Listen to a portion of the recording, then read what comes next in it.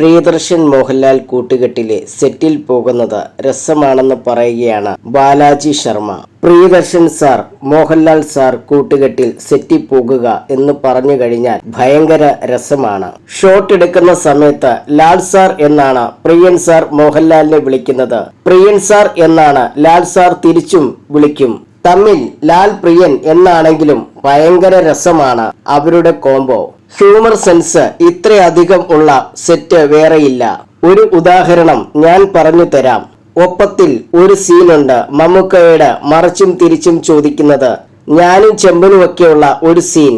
ആ സീൻ വന്നപ്പോൾ മമ്മൂക്കോയ പ്രിയൻ സാറിനോട് പറഞ്ഞു, ഇത് നമ്മൾ ഒരുപാട് സിനിമയിൽ ഉപയോഗിച്ചതാണ്, അങ്ങോട്ടും ഇങ്ങോട്ടും മറിച്ചും തിരിച്ചും പറയുന്നത് എന്ന്.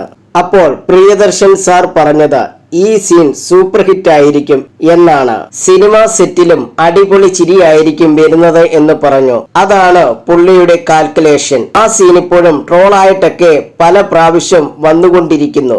ആ സീൻ ചെയ്യുമ്പോൾ പ്രിയൻ സാറിന് അറിയാമായിരുന്നു ഇത് സൂപ്പർ ഹിറ്റ് ആകുമെന്ന്.